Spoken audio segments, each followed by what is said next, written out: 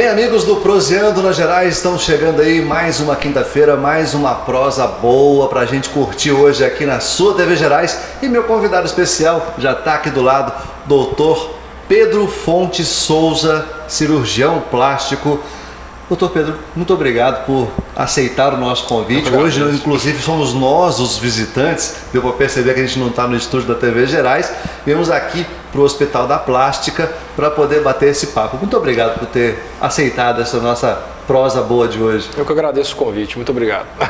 Para quem não conhece, só já apresentando e já introduzindo aí a primeira pergunta, Dr. Pedro é filho do Dr. Carlos Alberto, famoso cirurgião plástico aí em nível nacional. Como é que foi a sua infância, onde você nasceu? Conta um pouco da sua história pra gente. Olha, Denis, eu nasci em São Paulo, né? Eu nasci durante o último ano de residência médica, né, da cirurgia plástica do meu pai. Uhum. E de lá ele foi convidado para uma missão em Rondônia para operar crianças fissuradas, né, fissuras lábio-palatais, né, mais conhecido como lábio leporino. Já não se usa tanto mais esse termo, a gente tenta não usar porque leporino vem de lebre, então a gente fala fissurado, né, a gente está tentando mudar isso. Mas então ele foi para Rondônia e lá em Rondônia ele fez contatos. Quando terminou a residência, ele foi como residente, ele voltou a morar em Rondônia também e me levou para lá. Morei lá por uns 8 meses, mais ou menos. Pequenininho. Aí depois que quase toda a família já tinha pegado malária, faltava só o filho, e a gente veio para Montes Claros, né? Você escapou dessa. Escapei, graças a Deus. Veio para cá ainda novinho. Quantos irmãos, além de você, tem mais? Eu tenho um irmão, né, que é o do meio, e minha irmã, que é a caçula, que também é cirurgiã plástica. Também cirurgiã plástica, também seguiu as linhas do pai. A gente trabalha muito junto, opera muito junto também. Bacana. Como é que foi essa infância? Quando juntava os irmãos todos, que eu costumo brincar, que dava formação de quadrilha, ou de repente a diferença de idade não brincavam tanto juntos assim? Quando eu era criança, a gente não brincava tanto junto. Eu sou 3 anos mais velho que meu irmão e 4 mais velho que minha irmã. Mas a minha família é uma família muito grande, né? Meu pai são 3 irmãos, então a gente é muito primo, né? Conversa muito com os primos, né? Que era como se fossem irmãos, né? Os primos da mesma faixa etária. Então vivia sempre casa cheia, né? De gente, era muito bom. Mais novo, nessa sua faixa, hoje com quantos anos? 36. Com 36 anos. As brincadeiras ainda remetiam àquela infância boa de bola na rua, brincado, ou já era alguma coisa mais moderna? Eu fui conhecer videogame, eu tinha aproximadamente uns 8, 10 anos. Então eu acho que minha geração ela foi a última, né, de andar de carrinho de rolimã, soltar pipa. Lembro que eu jogava futebol no Sesc, né, e de criança, com 8 anos de idade, eu voltava de bicicleta para minha casa 8, 9 horas da noite. Eu morava no Jardim Panorama lá em cima. E era uma coisa totalmente tranquila, segura. Hoje em dia, né, não é tão seguro assim mais. Eu acho que além também das das diversões eletrônicas, né, celular, né, o smartphone, a criançada aí, né, tem uma filhinha que o dedinho nervoso dela passa ali no celular, corre direto. Eu fico um pouco triste, né, é legal, é um recurso a mais, mas eu acho que a infância da minha geração foi uma coisa mais lúdica, mais prazerosa, não sei porquê. Sente falta, de repente, de passar isso para os seus filhos, ou você consegue dar um jeito ainda de mostrar um pouco desse lado? Eu trabalho muito, mas assim, ando de bicicleta com minha filha, né? Levo ela para passear, parques, atividade a céu aberto, né? A gente tenta levar muito para esse lado, às vezes pela falta de tempo, não tanto quanto a gente gostaria, né? Verdade. E eram brincadeiras do tipo daquelas que de repente você precisou muito do seu pai reparar aqui, reparar ali, porque saía tudo arrebentado, tudo ralado, a cirurgia plástica precisou consertar. Olha, parece até uma ironia do destino, né? Numa festa junina, eu tive uma queimadura de uma gravidade moderada na mão, né? Aprontando na fogueira. Aprontando, não, pior ainda, eu desmanchei algumas bombinhas para fazer um famoso caminho de rato que a gente brinca, né? Tacar fogo num caminho de pólvora no chão. Alguma criança jogou um traque, um fósforo e caiu enquanto eu ainda preparava esse caminho, né? O caminho foi na sua mão. Aí o médico, o especialista que cuida do grande queimado, é o cirurgião plástico. Meu pai cuidou de mim na época, né? Meu pai é muito bravo, né? Cuidou de mim. Tomou um belo puxão de orelha. Ele parecia que fazia os curativos sem anestesia só para aprender a não mexer mais com fogo. Nunca mais Nunca mais. Você era do tipo mais, apesar dessa que já deu para dar uma ideia, mas você era do tipo mais tranquilão ou deixou mais cabelos brancos nos pais? Olha, eu era uma criança que não era aquela criança chorosa, queixosa, mas eu era muito arteiro, tenho que confessar. Né? Minhas tias tinham pavor de mim quando eu entrava na casa delas. Né? Mexia em tudo, subia em cima do galinheiro, quebrou o telhado, caí do galinheiro, quebrei o braço, né? Era bem... Quebrou o galinheiro e o braço. O braço. Né? Então eu era bem arteiro mesmo de criança. As amizades que se formam, geralmente a gente se forma nessa época de infância, ainda bem pequeno, 5, 8 anos, muitas vezes a gente consegue levar para a vida. Você tem amizades assim? Tenho grandes amigos de infância que eu gostaria de ter mais contato, né, pelo trabalho, pelo ambiente de trabalho, que eu acho que medicina é um pouco meio sacerdócio, você convive muito com amigos do seu meio, né? Uhum. Então eu acho que às vezes a gente tem até mais contato com amigos que foram feitos durante a faculdade, agora até a partir de redes sociais também, do que com os de infância. Mas eu tenho bons amigos de infância que eu tenho contato até hoje, encontro, eles saem para tomar uma cervejinha e tudo. Ainda consegue cultivar, ainda consegue sim. E recordar. Porque geralmente a gente tem uma vida tão atribulada que quando a gente olha para trás, fala assim, eu era feliz e não sabia. O que você consegue lembrar das boas farras com esses amigos ainda lá atrás? Eu tenho um grande amigo, né, de infância que é médico, ele é um neuroclínico, né? Por acaso a gente é colega desde o maternal, o primeiro período, antes do pré-primário, de aprender a ler. Uhum. Né?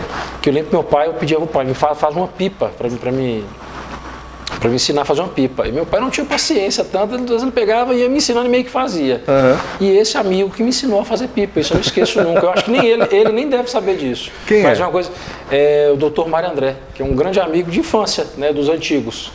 Né? Doutor Mário André, além de ser um bom médico, é um bom fazedor de pipa. Excelente. Já estamos entregando essa parte aí.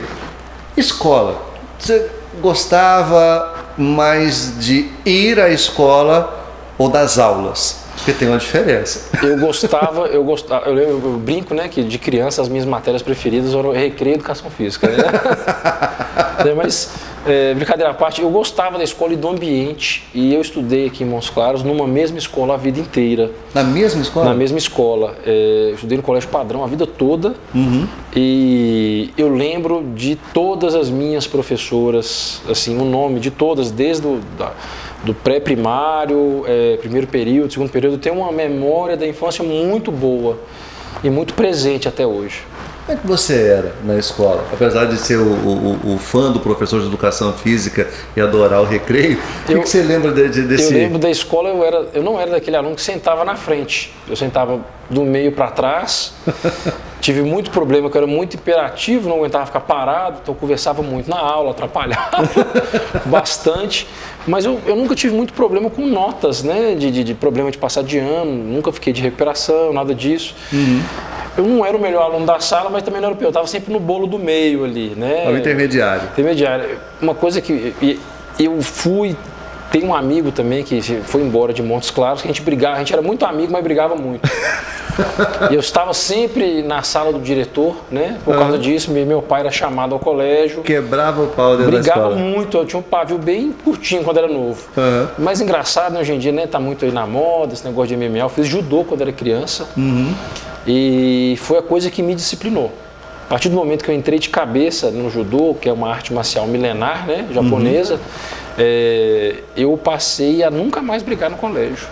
Até porque dentro do próprio curso de judô, a exigência dos professores, da própria luta, sim, é de disciplina extrema. Disciplina total, isso. Cheguei aí fiquei em terceiro lugar no Campeonato Mineiro, cheguei a viajar para a Argentina com a seleção brasileira para lutar, mas foi uma fase curta de criança. Aí teve uma época que eu meio estacionei, né, não progredia mais tecnicamente, que não tinham pessoas do meu peso, da minha idade, para lutar comigo na região.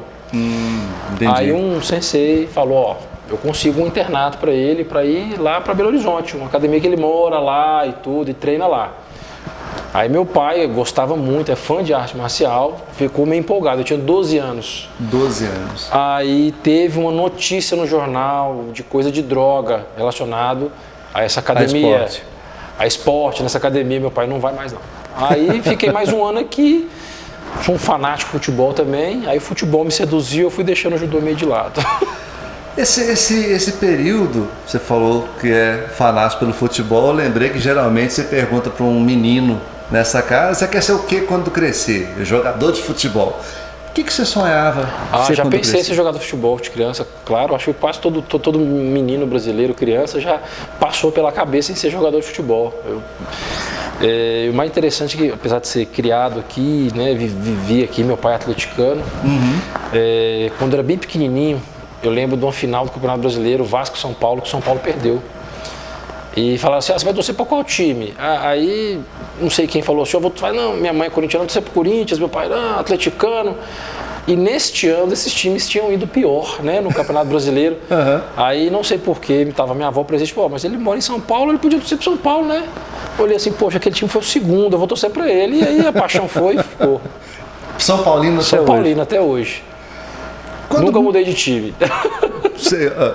Tá na frente do meu Flamengo, esse danado aqui, mas deixa eu ver se é outra história. Não acabou o campeonato ainda não. O Flamengo vai não. ficar só no cheio de novo aí. Se Deus quiser. Do jeito que a coisa tá, vai mesmo, já perdeu de novo. Tá, a partir daí, realmente foi uma coisa de ter algum outro foco? Você pensou em ser alguma outra coisa que não médico? Sim. Cheguei a pensar na minha infância, eu também gosto muito de planta, adoro árvores, planto árvores todo ano, umas 300 mudas, distribuo para os amigos, planto pela cidade, em espaços públicos, e eu pensei em ser biólogo. Biólogo. Foi uma coisa muito forte. Aí, mas sempre também gostei, pensei em ser médico, por exemplo, meu pai achava uma coisa muito bonita. Aí meu pai e minha mãe me convenceram, falaram assim, olha, você faz o seguinte, você estuda, passa no vestibular para medicina. Se você não gostar, você transfere para biologia. O caminho inverso não é tão possível assim. E estudei, entrei na faculdade, me apaixonei pela profissão, né, e fui embora. Vou aproveitar essa deixa, vou entrar um pouco mais nessa seara. Como é que é essa... Hoje a gente está numa cidade onde a gente percebe que a arborização não é o forte. E você, como apaixonado pelas árvores, como é que você vê essa relação, esse calorão que é aqui na região e tão poucas árvores para nos ajudar? Eu vejo com bastante tristeza, porque a gente mora num lugar tão quente, né? Além da parte, além de ser quente, é seco. Né? As árvores aumentam a permeabilidade do solo para a chuva infiltrar e abastecer nossos lençóis freáticos, que abastecem nossos rios. E os poços hoje, né, que todo mundo hoje tem parece, né, muita gente tem poço e utiliza poços. Então eu vejo com tristeza porque tem muita gente cortando árvore em vez de plantar. Ao invés de plantar. Mas o que dá alento, que é antes do advento das redes sociais, né, parece que os esforços eram muito pulverizados. Eu faço parte de um grupo que chama Arboriza Mó, que a gente planta, se junta, combina um dia, vai fazer uma ação, vamos revitalizar uma praça em tal bairro da cidade. A gente se organiza, cada integrante leva mudas, ferramentas, terra e a gente planta. Antigamente esse tipo de iniciativa não existia, né? Sim. Sociedade civil organizada, digamos assim. Exato, era tudo jogado pro poder público. Exatamente. Isso é assim, apesar de estar se cortando muito mais que antigamente, esse tipo de iniciativa é o que dá esperança para a gente que vai melhorar, né, essa parte de arborização da cidade. Sem dúvida.